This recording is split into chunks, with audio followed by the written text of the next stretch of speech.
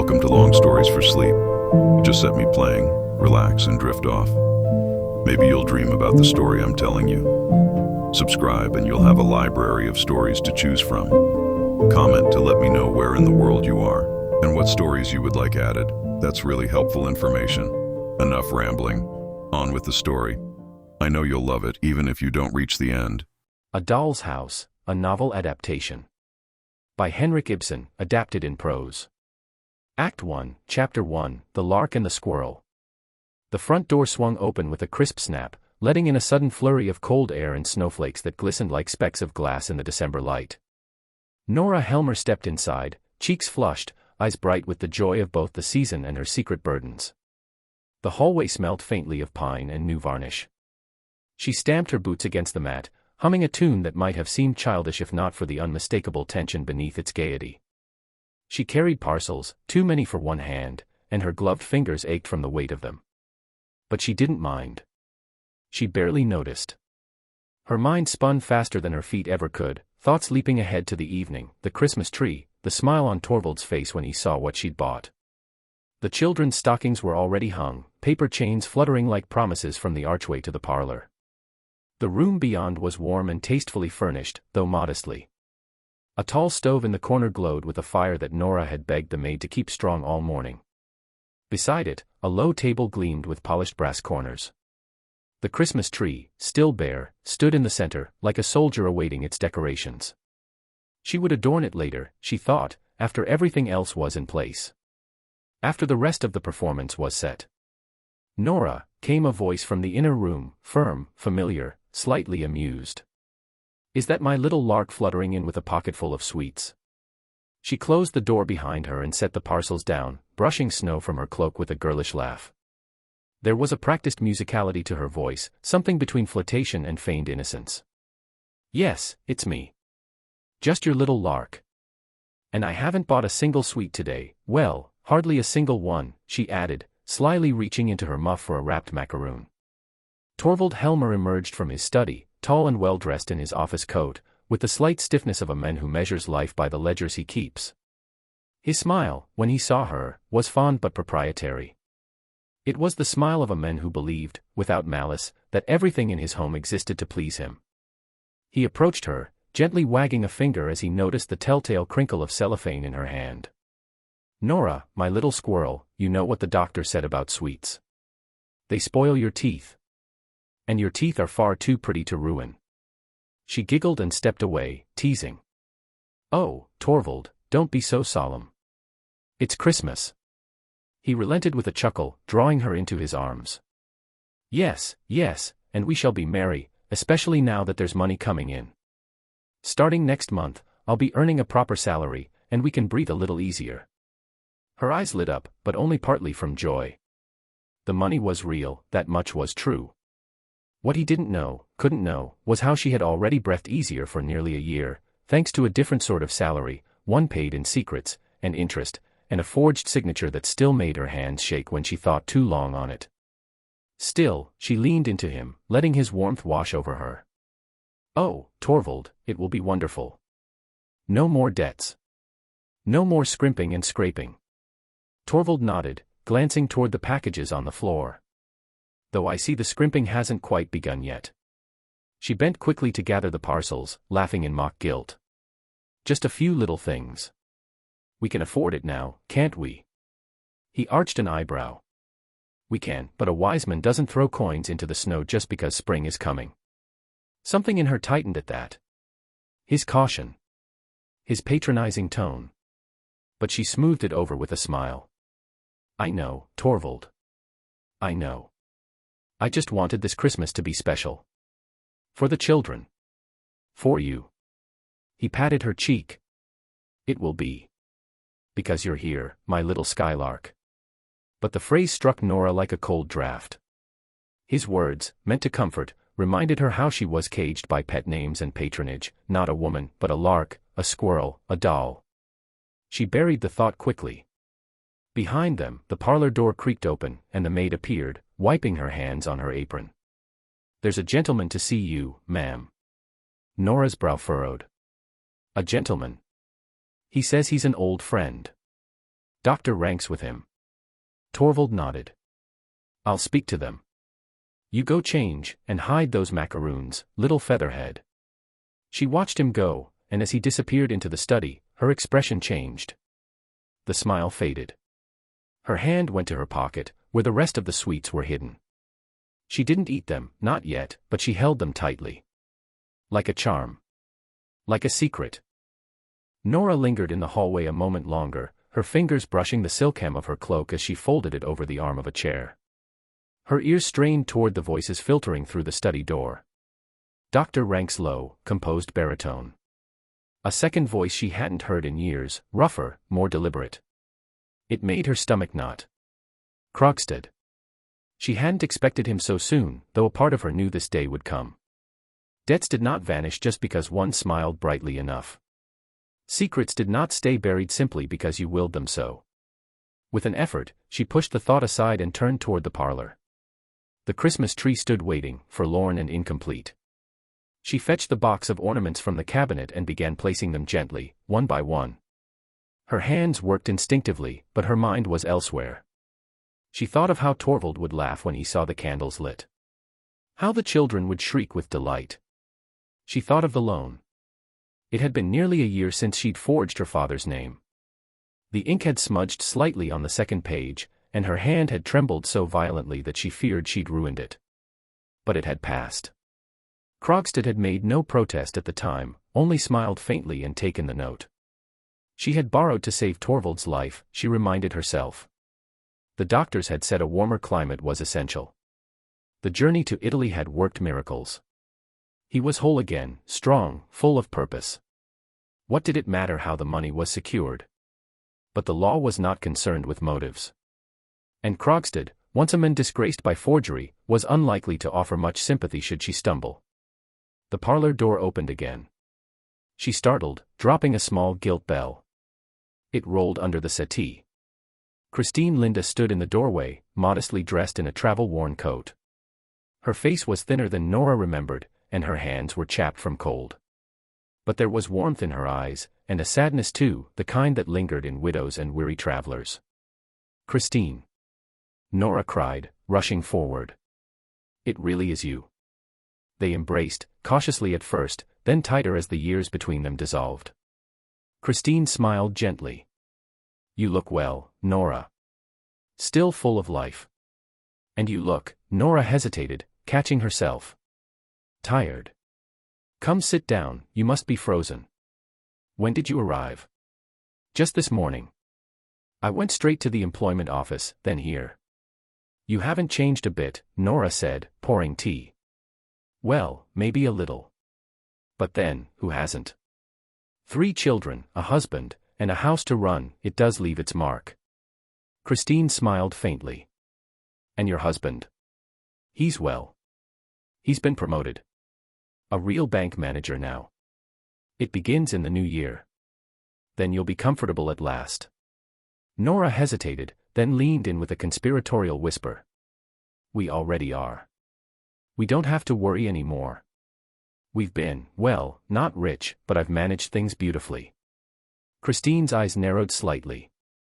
Have you? Nora shifted in her seat. I mean, yes. A little borrowing, here and there. Nothing serious. Christine's voice was careful. From your husband? Nora flushed. No. From someone else. She stopped herself. The words hovered. There was so much she longed to say, but Christine would never understand. She was so serious, so strong. Not the sort to deceive or forge or manipulate. And yet, Christine had come here looking for work. Alone. No children. No fortune. Her husband gone, and nothing left but what she could earn with her own hands. I hope Torvald might help me find something, Christine said at last. A position at the bank. Anything. Nora nodded eagerly. He will. I'll speak to him. And that, she thought, might solve one problem, but create another. Krogstad was clinging to his own post at the bank like a man gripping a cliff edge. If Torvald dismissed him to make room for Christine. A knock. Then the door opened. Krogstad. He entered quietly, removing his hat. His eyes flicked to Christine, surprised, then rested on Nora. He did not smile. "May I speak with you, Mrs. Helmer?" Nora stood, instinctively shielding Christine. "Of course." "Christine, would you?" Christine nodded and retreated. When the door closed, Krogstad stepped closer.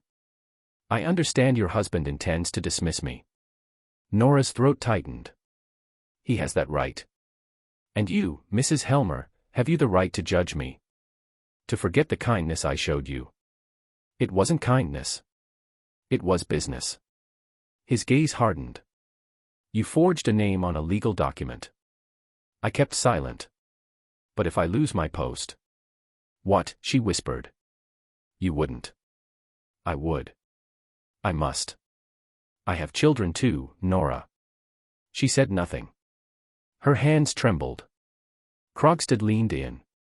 "Convince your husband to let me stay. Or the truth will come out." He turned and left, leaving silence behind him like a trail of smoke. Nora stood for several moments after Krogstad's departure, frozen not from the cold but from the sudden, overwhelming clarity that had descended. Her chest rose and fell in uneven breaths. Her reflection caught in the gilt-framed mirror above the mantel, and she barely recognized herself, bright-eyed, lips pale, jaw set with something unfamiliar. Fear. It settled in her like a chill beneath the skin, an unshakable sensation that threatened to seep into every corner of her carefully curated world. Then she shook herself. No, not here. Not now. She busied herself with the ornaments again, placing a red glass ball on the tree and watching it sway slightly. Everything must be normal. Everything must appear joyful. That was the essence of her role, after all. She had mastered the art of appearance, the perfect wife, the cheerful mother, the darling of her husband's eye. She heard Torvald's voice behind the door and forced her face into a smile. He entered moments later, brushing a few flakes of snow from his coat. "Has Krogstad gone?" Nora nodded. "Yes." Torvald walked to the fire and held out his hands to the warmth. "An unpleasant man. But competent, I suppose. Still, I cannot have someone like that in a position of trust." "Must you dismiss him?" Nora asked carefully. Torvald turned, surprised. "Are you taking an interest in bank affairs now, Nora?" "Only a little. I thought perhaps, if he lost his post, it might cause hardship." Torvald laughed lightly. "We all must face the consequences of our actions. Besides, his influence in the office is corrosive. He must go." Nora said nothing. She felt the walls of her life closing in, her secret pressed tight against her ribcage. But still she smiled. The lamp in the parlor had been lit, casting a golden haze across the room and reflecting off the tinsel Nora had painstakingly curled by hand. But beneath the glow, her eyes darted, uneasy, from corner to corner. Every small sound made her flinch. The clock on the mantel ticked steadily, marking time with the cruelty of a judge. Christine returned from the hallway, her coat now draped across one arm. Her face bore the quiet scrutiny of someone who had seen through much of the world and still expected little kindness from it. "That man," she said, her voice low. "Krogstad. It was him, wasn't it?" Nora hesitated. Then nodded. "Yes." Christine set her coat aside and sat near the fire. "I knew him once. A long time ago." Nora looked at her closely. "You did?" Christine gave a small, almost imperceptible shrug. "He was kind to me, once. Before I married. We were both poor. And proud." Nora stared. Another thread in the tapestry she hadn't seen before.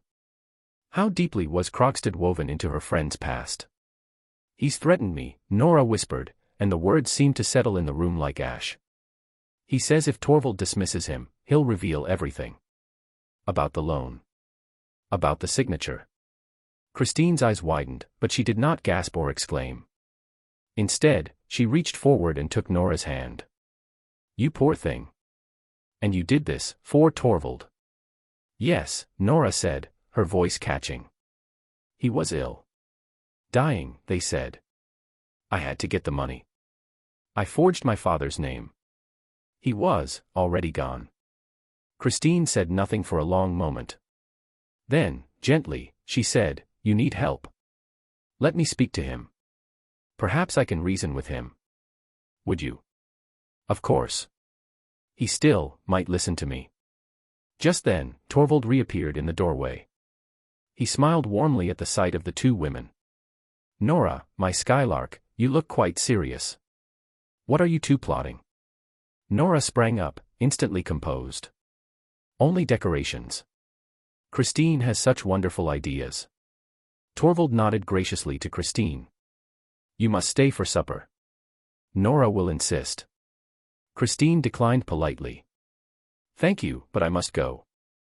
It has been a long day." Torvald escorted her to the door while Nora cleared away a few fallen ribbons. When he returned, he leaned against the doorframe, watching her. "You're quite the little spendthrift this Christmas," he said. "It's lucky we can afford it now." Nora smiled, too quickly. "I wanted it to be perfect. For you." Torvald crossed to her and took her hands. "And it will be. Because you're here. But you mustn't worry your pretty little head about money. That's my job." She nodded, saying nothing. He laughed softly. "Now, no more talk of bank business or unpleasant men like Krogstad. Let us enjoy the holiday, yes." She allowed herself to be drawn into his arms, but her body remained stiff. He did not notice. "Tomorrow," he said cheerfully, "I shall write the notice of dismissal." And with that, the trap closed. Nora clung tighter to him, her smile brittle, her breath shallow. It was only when he turned away again that the smile collapsed. She was alone again. But this time, the silence felt like ice. The next morning brought clear skies and sharp frost. The snow had hardened into a glistening crust over the rooftops, and the city seemed to sparkle with deceptive calm.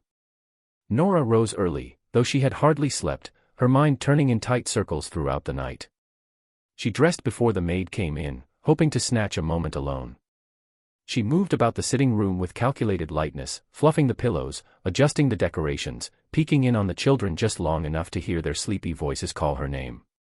Her heart caught in her throat as she kissed each small forehead. She felt as if she were drowning in sweetness and guilt. The front door clicked. Torvald entered from his study, carrying the Morning Post. "No letters for you, my dear," he said cheerfully. "Though one rather nasty envelope for me. Addressed in a repulsive hand." Nora's breath froze. "Oh." He tossed it on his desk without opening it. "Krogstad, no doubt. A final appeal. It won't change anything. I've made my decision." She struggled to appear unaffected. "You're very sure of yourself." He chuckled. "I have to be. In business, weakness is a contagion. My employees must respect me. If they see me bend for a man like Krogstad, they'll question everything." Nora moved to the tree, rearranging a candle that didn't need rearranging. Her hands shook. Torvald watched her, amused. Still fussing over that tree. It looked perfect last night. She turned and smiled. One can always make things a little more perfect. He crossed to her, slipping an arm around her waist. "That's my Nora. Always chasing the ideal. But do remember, the guests arrive tonight. Dr. Rank, Christine, oh, and I promised the children you'd dance for us." Her face brightened in spite of her dread. "Yes. The Tarantella." He laughed. "Exactly. My little Capri girl. You were quite the sensation last summer. Will you play for me?" "Of course. But you must rehearse. You can't charm your audience with half steps and flutters." "Then I'll rehearse," she said. "All morning." Torvald kissed her cheek and returned to his study.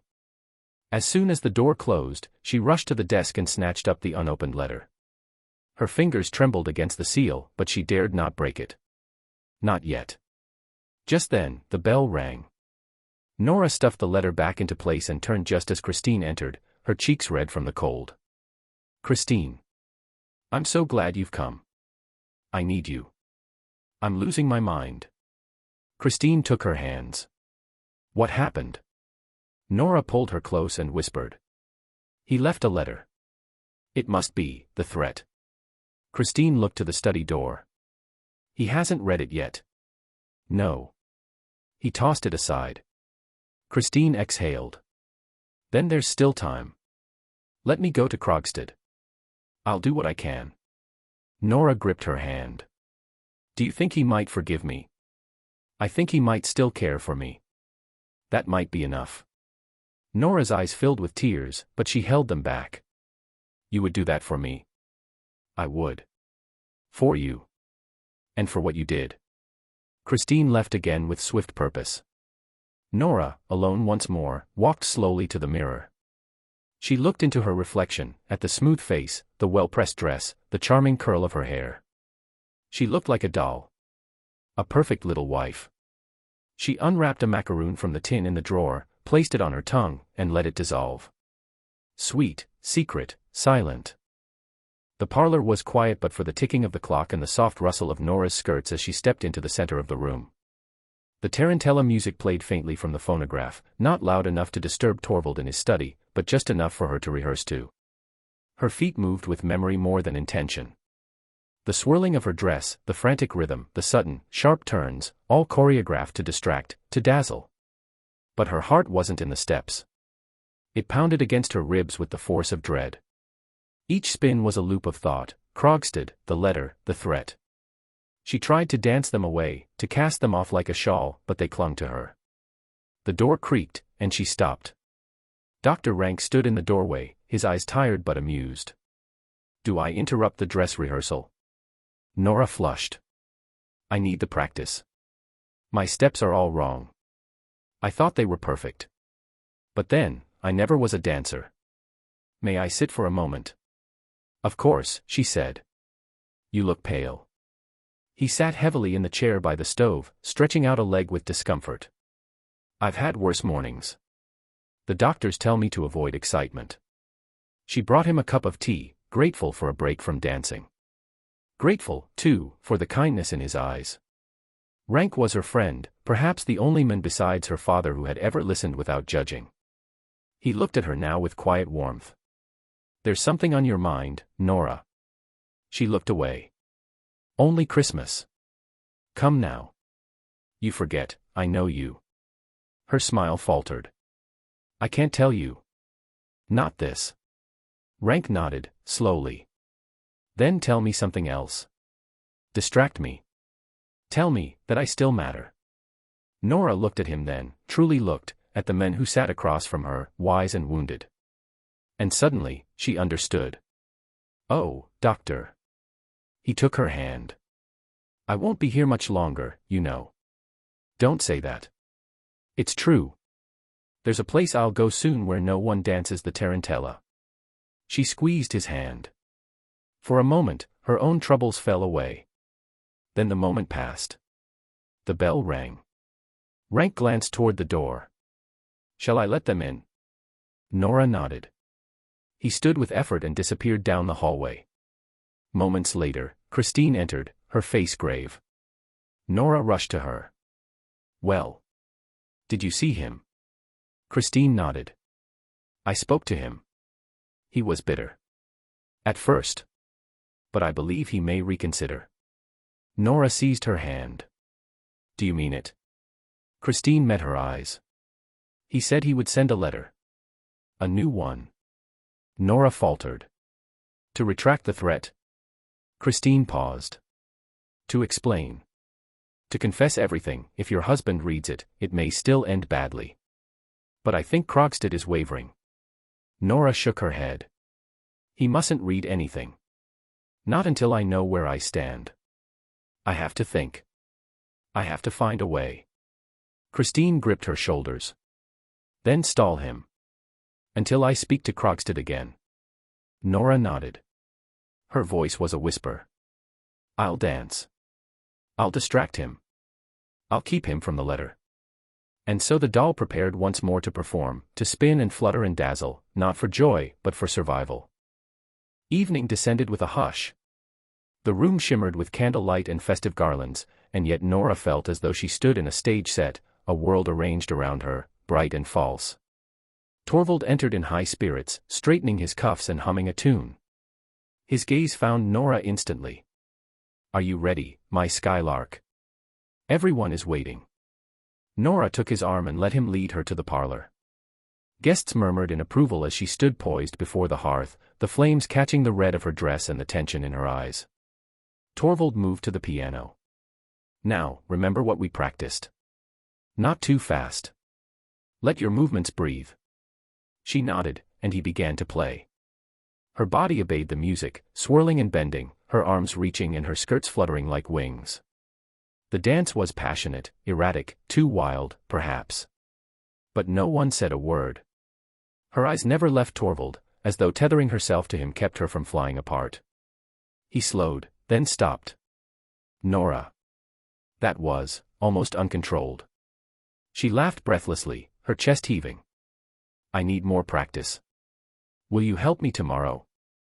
Every day until the party." He smiled, charmed and proud.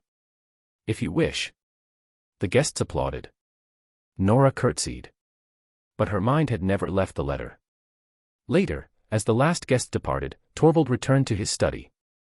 Nora followed, eyes on the desk drawer. Her hands fidgeted. The room was silent but for the crackle of the fire.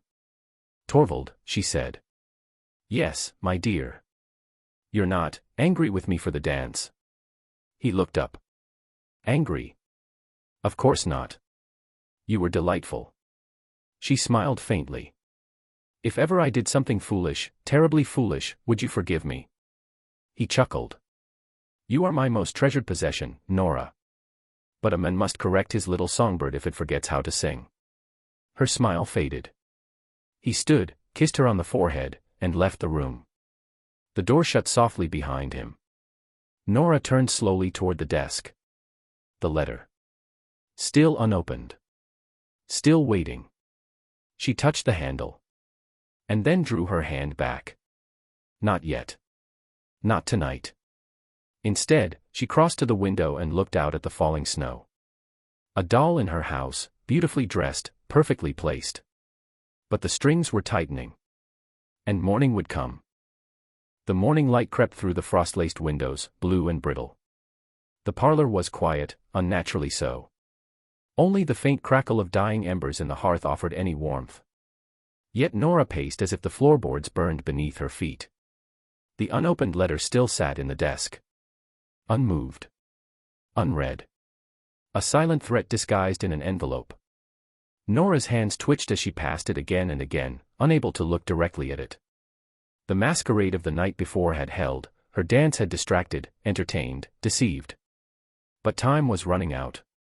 She could feel it in the shifting air. She stopped suddenly at the sound of knocking. It was the maid, her voice hesitant. "Ma'am. Someone to see you." Christine entered, her face pale, her coat dusted with snow. She removed her gloves slowly, deliberately, and Nora knew at once the news was not good. "He sent the letter," Christine said. "Not the retraction. The one you feared." Nora's breath caught. "Then he means to ruin me." "He means," Christine said quietly, "to reclaim his standing. And you're the lever." Nora turned toward the window, clutching the curtain. "Does he still love you?" Christine hesitated. "Once, perhaps. But that kind of love changes when you've seen too much hunger." Nora nodded faintly. "He believes I used him. That I was careless with his kindness." Christine took her hand.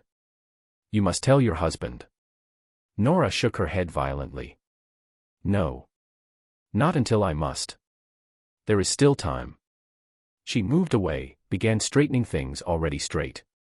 Her motions were frantic, aimless. "I have to stop him," she murmured. "Torvald can't find out from anyone but me. I must keep him from the letter. I must keep smiling." Christine stood quietly. There was nothing more to say. The door opened again. Torvald entered, refreshed from sleep, humming softly. He looked between the two women, mildly surprised. "My little lark is early today," he said, stepping forward to kiss Nora's cheek. She forced a laugh. "So many things to prepare. It's a busy day." "That's my Nora," he smiled, brushing a curl from her face. "Always fluttering." He turned to Christine. And you? Have you heard about the appointment? Christine blinked. What appointment? I've arranged a position at the bank. Congratulations. She nodded with polite gratitude. But her eyes remained on Nora, worried. Torvald moved toward the desk. Nora froze. Every muscle in her body tensed. Would you mind? She said quickly, stepping in his way, showing me the steps again. The tarantella. I want it perfect. Please, Torvald. He looked amused, even flattered. Now. Now. Right now. He hesitated. Then smiled. Well, if you insist. As he returned to the piano, Nora exhaled slowly. The trap hadn't sprung, not yet. But it was only a matter of time. The day had grown colder, the frost thickening on the windows like lace. Outside, life continued, sleigh bells jingled in the distance, a dog barked, children shouted, but inside the house, time had slowed. Nora sat rigid on the settee, her hands clasped so tightly in her lap that her knuckles blanched. Her breath came shallow and fast.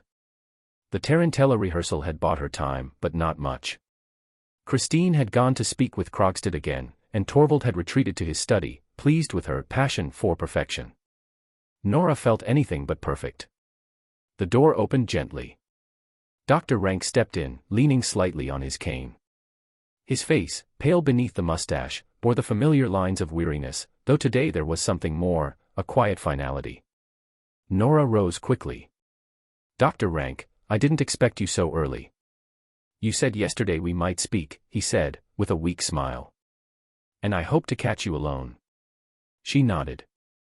Of course. Sit down. Let me get you something. He waved her off and sank into the chair by the fire. I won't stay long. I have a message to deliver, and perhaps a confession, if you'll allow it. Nora hesitated. She sensed what was coming. You see, Rank continued, staring into the fire, the illness they've named at last. It's inherited. A result of my father's excesses. She said nothing. The fire popped in the grate. There's no hope, Nora. No treatment. No miracle. I have perhaps a month. 2, if I am unlucky. A chill crept over her. I don't believe it. He turned to her gently. You must. I only tell you so that you won't be alarmed when I vanish. I'm leaving the party tonight early, quietly. I will not return. She covered her mouth with a trembling hand. But before I go, he said softly, I needed to tell you something foolish. She turned to him, imploring. Please don't. I love you, Nora. I have loved you for years. And now, at the end, I thought I could say it. Just once. Her eyes brimmed, but she could not cry. Too much else threatened. Dr. Rank, you've always been dear to me, more than you know. But this, now. I know, he said, holding up a hand. I don't expect anything in return. Only your trust. And a goodbye. She nodded. He rose slowly, and for a moment, she thought he would embrace her. But instead, he walked to the door.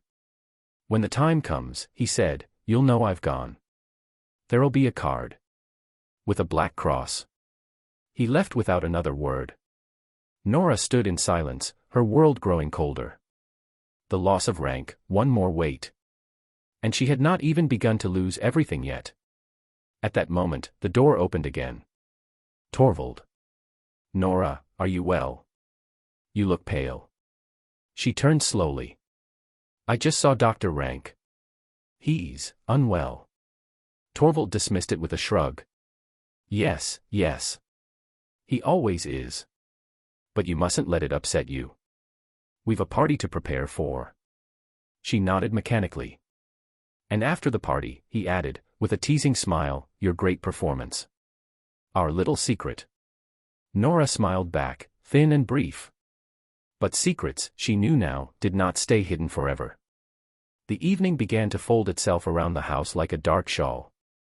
Lanterns glowed warm behind curtains, and from within Nora's home came faint sounds of music, laughter, the rustling anticipation of festivity. Yet beneath it all was an unbearable stillness, the weight of a letter unopened. Nora stood near the post box, eyeing it as if it might bite. It was locked, as always, and the key sat in Torvald's waistcoat pocket. She knew his routines.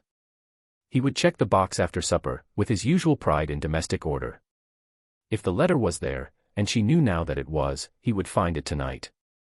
She heard the children upstairs, giggling with the nurse. Their voices struck her with a sharp, exquisite ache. What would they think of her when all was known? What stories would be told about their mother? Christine returned quietly through the back entrance, snow in her hair. Nora rushed to her. "Did you see him?" Christine nodded. "He's gone to post the second letter. He says it will explain everything, but it won't arrive until tomorrow." "Tomorrow is too late," Nora whispered. Her voice cracked. Christine's gaze was firm. "Then tonight, you must speak. If he hears it from you, maybe." "No. He must not know until it's done. Until after the dance, after the party. I'll buy just a few more hours." Christine looked weary. "It's a dangerous game." "It's not a game. It's my life." Nora moved to the mirror, straightening her bodice, adjusting her hair. Every action felt mechanical, every glance rehearsed. She was preparing for her final act. Just then, Torvald entered, dressed for the evening, all brightness and charm. "My little songbird. Ready to flutter? The guests await." She turned with practiced cheer. "I just needed a moment." He came to her, adjusting her necklace. "How lovely you look. Like something from a dream." Her voice was barely above a whisper. "If only it were." "What's that?" "Nothing. Shall we go?" He held out his arm, and she took it. As they passed the letterbox on the way to the front door, Nora dared not look. It waited there, quiet and terrible. The house seemed to hum with a nervous rhythm, as if the walls themselves sensed the danger inching closer. Nora moved through the rooms with unnatural lightness, her mind aflame with a dozen worries she dared not voice aloud. The Christmas tree in the corner had begun to droop, needles falling like the hours slipping through her fingers. She stood before the letterbox, her hands trembling. She knew what lay within, Krogstad's letter, blackened with the truth of her forgery, sealed and waiting like a loaded pistol. She did not dare open it. Not yet. Not while Torvald was still basking in the glow of the season, speaking softly of promotions and futures. She reached for the slot and then pulled back. The envelope sat beyond her reach like a viper coiled in shadow. One move would wake the storm. She turned abruptly and crossed to the writing desk. Her fingers flew over a sheet of paper, a desperate letter to Christine, summoning her with urgency. It was too dangerous now, too fragile to face alone. As she folded the note, the front door creaked. She leapt to her feet, concealing the paper in her dress. Christine entered, her brow creased, her coat dusted with snow. "I came as quickly as I could," she said. Nora's words tumbled out. "You must speak with Krogstad. Beg him. Reason with him. Tell him I will pay back every krone, with interest. I'll do anything." Christine took her hands. "He may not listen to me anymore. He's grown cold over the years. But I will try." "You must," Nora whispered. "He has the letter. It's already in the box." Christine turned her head sharply. "Then you must keep Torvald from opening it. Until I return." Nora's voice was hoarse. "How?" "Distract him. Delay him. Anything you can. Just don't let him see it yet." Christine pulled her shawl tighter and disappeared again into the snow.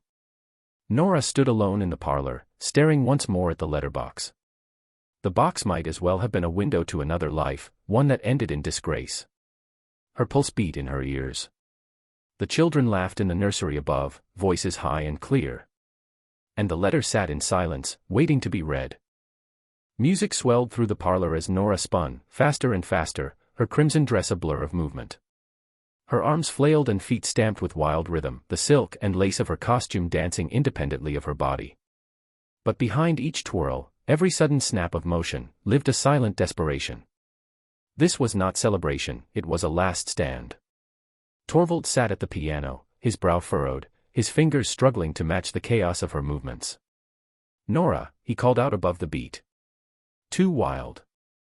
Too fast. She didn't stop. She couldn't. Christine stood to the side, watching with a knot of anxiety in her stomach. She knew what this dance was. It wasn't for art. It was for time. Nora finally collapsed to her knees, breathless, her hair tumbling loose. The room echoed with the last few lingering notes of the tarantella. Torvald stood, exasperated. That was madness, not dancing. I needed to feel it, she gasped. I had to throw myself into it. Will you help me rehearse again tomorrow? He sighed. Yes, yes. You must learn restraint. But it will impress them. No doubt. He crossed to her, lifting her from the floor. She leaned into him, eyes closed, her heartbeat pounding through her ribs like warning drums. Christine quietly approached. Nora, I'm going to see him one more time. Nora nodded subtly. Tonight. Yes. If I can convince him, if there's still any feeling left in him, I might undo this. Torvald looked at them both, puzzled. More secrets between the two of you? Nora forced a laugh. Women's business. Christmas preparations. He shook his head indulgently. You're all mystery and movement tonight. Christine slipped out without another word. Later, as the house quieted, Nora stood alone at the edge of the parlor, staring out at the falling snow. Her dance had bought her one more night. Tomorrow, the curtain would rise on something else entirely. The hour was late. The house, dressed in festive disguise, was finally quiet, its silence ringing loud in Nora's ears. The tarantella had dazzled, and the guests had applauded. Torvald had beamed, proud of his wife, his songbird. But now the masks were slipping, and midnight was near. Nora stood in the hallway, still in her costume, still in her role. Her breath misted slightly in the cold air near the door. Behind her, the parlor glowed dimly, the scent of mulled wine and pine lingering, but to Nora, it all felt distant, a set that had served its scene and now stood useless. Footsteps echoed. Christine entered, her coat damp with snow, her eyes shadowed. Well? Nora asked, her voice taut. Christine shook her head. He left already. I waited at his lodgings, but he'd gone out. He must have slipped back here sometime during the party. The letter's already in the box. Nora turned away. Her hand gripped the doorframe as if to steady herself. Then it's over. Not yet, said Christine.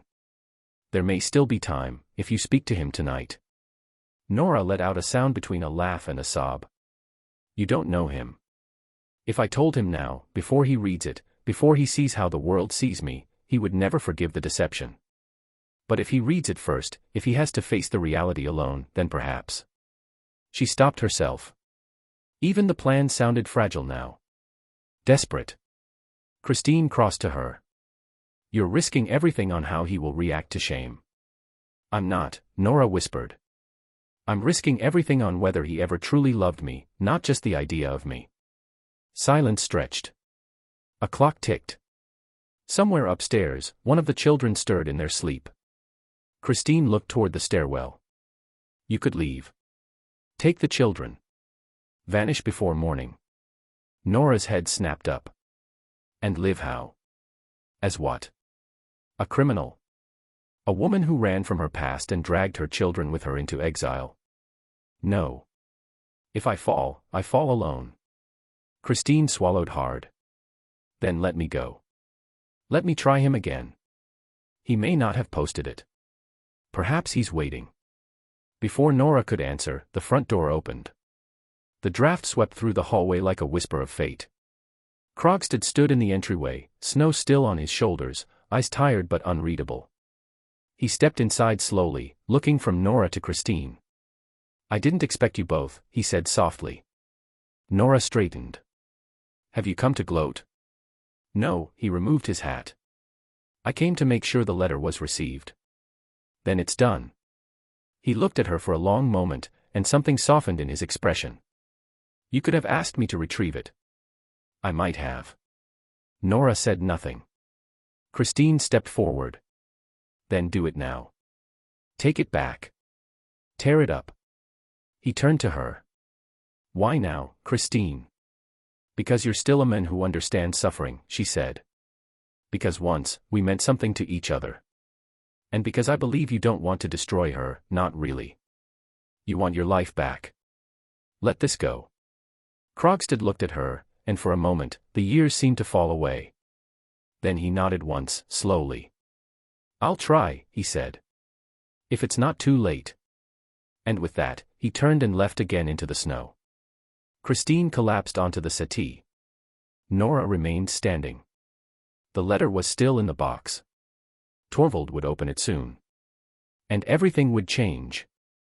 The morning had not yet dawned, but the house stirred with tension. Nora had not slept. She sat, motionless, in the chair beside the window, still in her costume from the night before. Her hair was undone, her eyes dry but wide, unblinking. Her gaze was fixed on the letterbox.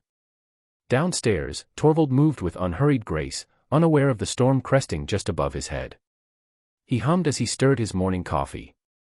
The fire had been stoked, the curtains drawn open to the gray-blue of pre-dawn light. It could have been any morning, any happy, ordinary day. But today was the day he would read the letter. Nora heard the rustle of paper. Her whole body froze. He had opened the box.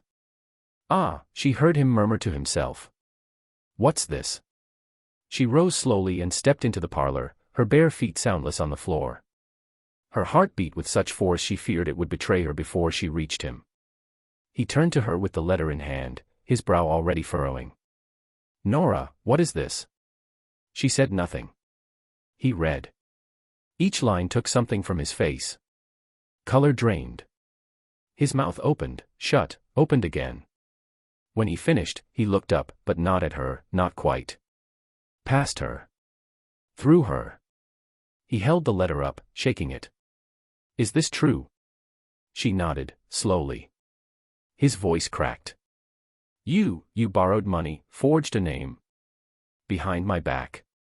My own wife. Still she said nothing. He threw the letter to the floor as if it burned. Do you understand what you've done? What this means for us? For me? You've destroyed everything. My reputation, my future, all for what? For vanity. For pride. She stepped forward then, quiet but steady. For love, she said. To save you. When you were ill, I. No, he roared. Don't dress it in sentiment. It was deceit. Criminal deceit. The room was silent except for the hiss of the fire. He began to pace. Do you realize what people will say? What they'll think? I'm to be made a laughingstock. My position. She interrupted, her voice harder than he had ever heard it. So it's your position you think of first? He stopped. What else would I think of? I'm a man. Nora nodded, as if hearing confirmation of something she had long suspected. Yes. You are. He ran his hands through his hair, then turned to her with desperation. You've ruined me, Nora. And the children, what future will they have now? Nora's voice was flat. They will have the truth. He blinked, as if the shape of her was changing before him. You're not the woman I married, he whispered. She gave a faint smile. I never was. There was a knock at the door. Torvald turned, startled. Nora moved past him with preternatural calm and opened it. Christine stood there, holding an envelope. It's from Krogstad, she said, handing it to Nora. He's withdrawn the threat. The bond is returned. It's over. Nora took the letter, glanced at it, and handed it to Torvald. He opened it. His face shifted again, from fear, to hope, to warmth. Oh, Nora. It's over. We're saved. Everything can go back. No, she said quietly. He looked up. I said, no. Nothing can go back. Not now. Torvald held the returned bond in his hands as though it were a holy relic, proof of their salvation. He laughed, light, relieved, like a boy rescued from punishment. But Nora stood unmoving, her face shadowed in the dull morning light. She saw now that the storm was not what had passed, but what loomed. Yes, Nora, we're safe again, Torvald said, setting the letter gently on the desk. Everything can be as it was. You were frightened, yes, but it's all over now. She watched him for a long moment. You really think this changes anything? He looked up, startled. Of course it does. He's let us off. There'll be no scandal, no damage. And you did it out of love, my little skylark. You acted foolishly, yes, but now I forgive you. Nora's voice was calm. You forgave me because your reputation was spared. Not because you understood what I did. Or why I did it. Torvald stood, trying to take her hand. Darling, please. Let's not ruin this moment. She stepped away. You've always talked to me like I was a child, she said, her voice growing steadier. Your little songbird. Your doll. Even now, you think you're comforting me, but you don't see me. Nora, please. She held up her hand. I need to think. Alone. There was a long pause. Then Torvald, sensing the shift in her tone, tried to smile again. You're tired, that's all. Come lie down, and everything will look different in the morning. She gave him a long look, then turned and walked quietly to the nursery.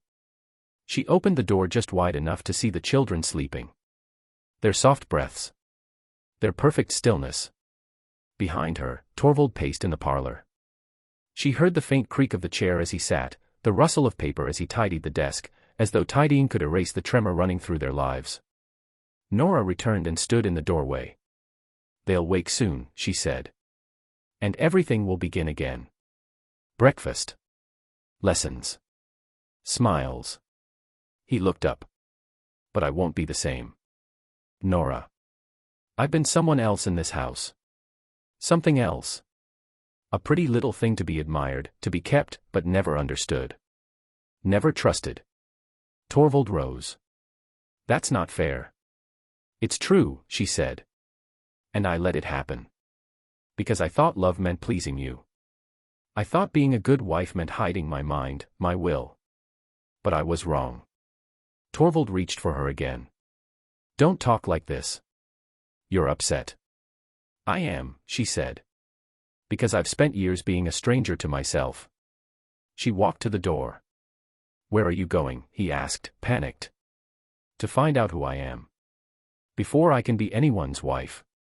Anyone's mother. I need to be a person. He stood still, as if rooted to the floor. Nora, you can't mean that. You can't leave. She turned the handle. I must. And with that, the door closed behind her, not with drama, but with the quiet finality of something that could no longer be undone. Outside, the snow fell in soft curtains, each flake seeming to hush the world further into stillness. Inside the house, it was not silence that filled the air, but absence. The sound of a door closing, not just a door, but that door, still rang in Torvald's ears. It was as though the echo of its finality would never stop reverberating through the rooms. He stood motionless in the parlor, staring at the space where Nora had stood only moments before. Her coat was gone. The door to the nursery was ajar. A doll had fallen on the floor. The coffee on the table had grown cold. He sank into the armchair, as if his body had suddenly remembered its weight. His mind was racing but directionless, chasing after possibilities and explanations and denials that fluttered just out of reach. She'll come back, he muttered. She's upset. It's just a fright, a moment of confusion. She'll go for a walk, perhaps to Christine's, and she'll come back. But even as he spoke the words, he heard how hollow they sounded. Nora had not left in haste.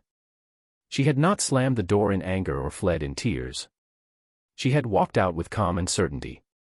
And she had not looked back. Torvald rose again. He paced. He poured himself a drink, then let it sit untouched in his hand. The house around him seemed larger now, emptier. The walls that had always closed in warmly now seemed to lean away, refusing to comfort him. A knock at the door startled him. He rushed to open it, but it was not Nora.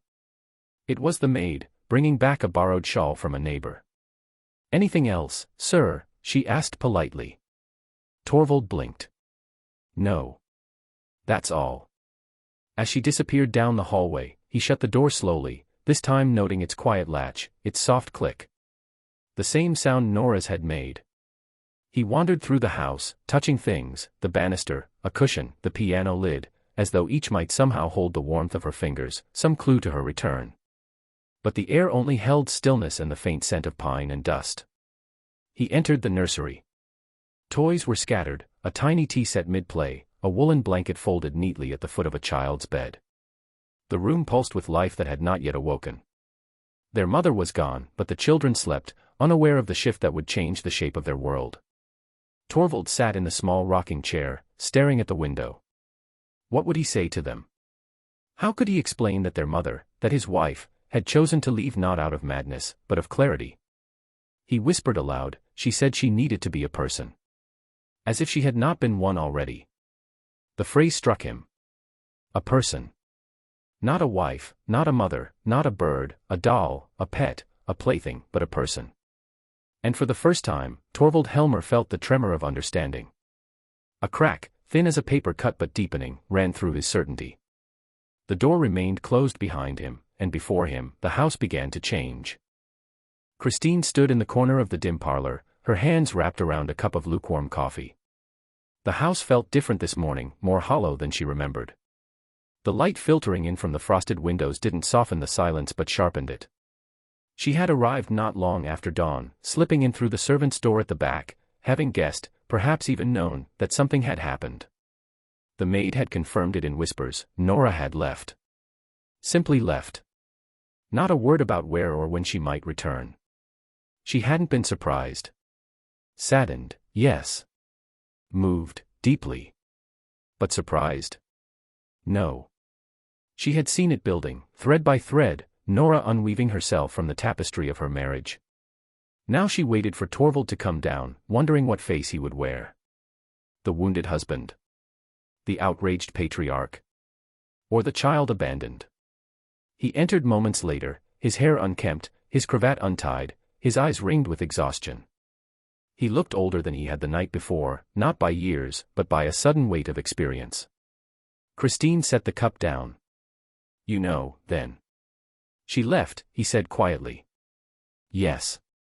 He sat heavily in the chair opposite her. I thought she'd be here, he added after a pause. With you. She may come to me. Or she may not. I didn't expect it, he said, voice distant. Not really. Christine was silent. She's always been a little, unpredictable. Flighty. But this wasn't impulsive. It was, he faltered. Deliberate, Christine finished for him. Torvald looked at her. Yes. There was a pause. Then he asked, did you know? I suspected. After everything, after you read the letter, after she saw your reaction, I suspected she might begin to see herself differently. He closed his eyes. I said terrible things. You were frightened, Christine said. But fear is no excuse. No, he agreed. It's not. Silence grew between them again, but it wasn't hostile. It was thoughtful. Christine stood and crossed to the fireplace. She didn't leave because she stopped loving you, she said. She left because she needed to find out whether she ever truly had. Torvald flinched. Christine continued, you loved her the way men are taught to love women. As something beautiful, fragile, dependent. But she wanted to be more than that. She is more than that. Torvald buried his face in his hands. I thought I was protecting her.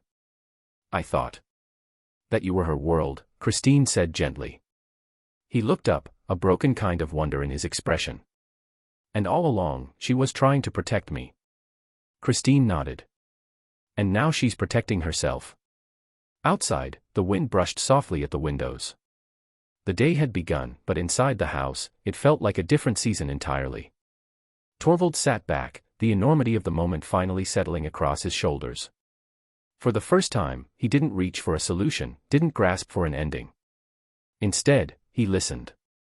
The air outside was crisp and still, but within the Helmer household, time had thinned into something brittle. Every creak of the floorboards felt like a question. Every knock, a reckoning. Torvald had barely moved from his chair since Christine's departure. His thoughts spiraled, not in panic now, but in an eerie kind of quiet. The silence of reckoning. Of aftermath. He had expected anger or sorrow to flood him, but only emptiness had arrived. So when the knock came, soft, almost reluctant, it felt like the house itself was exhaling.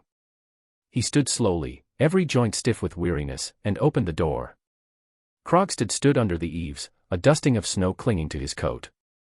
His hat was in his hand, his posture uncertain. He looked like a man who had rehearsed what he would say 100 times and still didn't know where to begin. "May I come in?" Torvald stepped aside. "Yes. Please." Krogstad crossed the threshold slowly, his eyes flickering over the familiar furnishings, the warm fire, the half-empty room. He did not miss the absence of Nora. "You've heard, then," Torvald said quietly. "I have," Krogstad replied. "Christine told me." "She left." "She did." There was a pause, not cold, but weighted. "I came," Krogstad said carefully, "not to stir the ashes, but to own my part in the blaze." Torvald arched a brow. "You've come to apologize." "I've come to understand," Krogstad corrected. "To face what my choices helped expose." He moved to the hearth and held out his hands to the fire, as if seeking absolution from its warmth. "I blackmailed your wife. I won't pretend otherwise. But I wasn't the one who made her feel small. I wasn't the one who taught her to lie to survive. That was already in place." Torvald stiffened. "Careful, Krogstad." But Krogstad didn't flinch. "You see, I've spent years clawing my way back to some form of dignity. I lost it all once: reputation, trust, self-worth. I did things I'm not proud of. But your wife, she reminded me what courage looks like." Torvald sank back into his chair. "She said I treated her like a doll. A pet. A child." "And did you?" He looked away. "I thought I loved her." "Maybe you did," Krogstad said. "But love without recognition is a kind of cage." They were quiet for a long moment, the fire crackling softly. Then Krogstad spoke again, more gently. "I'm leaving town with Christine. She's willing to start over with me. We're not children anymore. We know what we're walking into. That kind of honesty is rare." Torvald nodded slowly. "Do you think she'll come back?" Krogstad's voice held no cruelty, only clarity. "She won't return to what she left. If you want her back, you'll have to build something entirely new. And find out who you are without the walls of this house around you." He turned to go, then paused. "You still have a chance, Helmer. But only if you're willing to listen. To change. Not for her, for yourself." Torvald remained seated long after the door closed. The words echoed, not as accusation, but as invitation. The kind that asks a man to take the first honest step of his life. Twilight slipped its blue shadow across the floorboards as Torvald wandered through the quiet house, now cavernous in Nora's absence. He passed through each room as though walking through a museum of a life no longer his. His footsteps echoed softly, betraying the hollowness of a home built on roles instead of truth. In the sitting room, he stood by the piano where she used to sit, fingers fluttering across keys in play, in performance, perhaps even in pain, though he hadn't noticed then. His eyes lingered on the lid, still dusty with prints too small to be his. He did not touch them. He went to the desk she had claimed, its drawers still cluttered with reminders of her presence, ribbon spools, bits of lace, unfinished letters. He sifted through a small pile of drawings, Emmy's crude family portraits, a son with a too large smile, Nora's face exaggerated with doll-like eyes. He gave a hollow laugh and set them aside. How had he not seen it all sooner? He moved to the corner of the room, where her sewing basket sat beneath the window. Thread spilled from its rim like unraveling secrets. He sat beside it, staring out into the winter dusk. The snow outside fell gently, indifferently. He thought of the night before. The fury he'd unleashed, the words he couldn't unsay.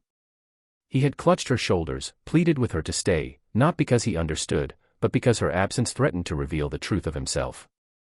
And now that she was gone, the truth was all that remained. He rose again and wandered into the hallway. A scarf of hers still hung from a hook near the door. He pressed it to his face, not in grief, but in search of something, a scent, a memory, an echo. Upstairs, the sound of a lullaby hummed through the wall. The moon hung high, a pale sentinel over the quiet house.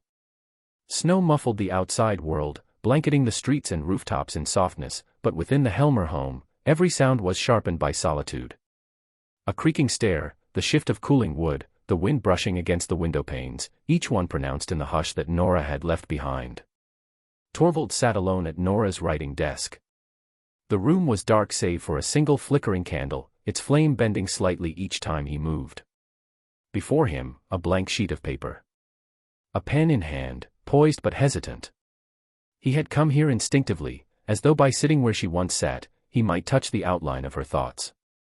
Yet the page remained clean, as untouched as the truth had been in their marriage. He lowered the pen, then lifted it again. Finally, he began to write. At first, the words were formal.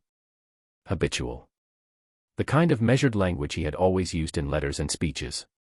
But as the ink bled into the fibers of the paper, the formality fell away. He wrote of her eyes, not their color, but how they darted when she was nervous, how they lit when she made the children laugh.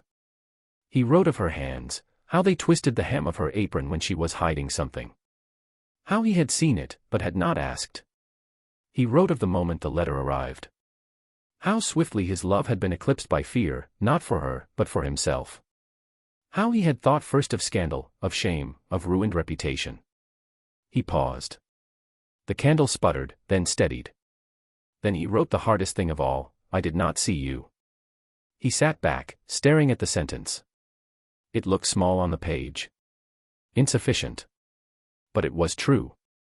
He filled another page, and another. He did not plead, did not beg her return. He did not excuse. He described what he had learned in her absence, about the men he had been, the men he might yet become. When at last the words stopped, when he felt that he had said enough, and only what was real, he folded the pages carefully and placed them in the drawer of her desk. Not hidden. Not displayed. Just there, waiting. A letter she might never read. He stood, the candle in his hand, and looked around the room one last time. The house still stood. The room still held furniture. But the illusion was gone. And somewhere out there, beyond the snow-covered streets, Nora was beginning her life. Not as his wife. Not as a doll. As herself.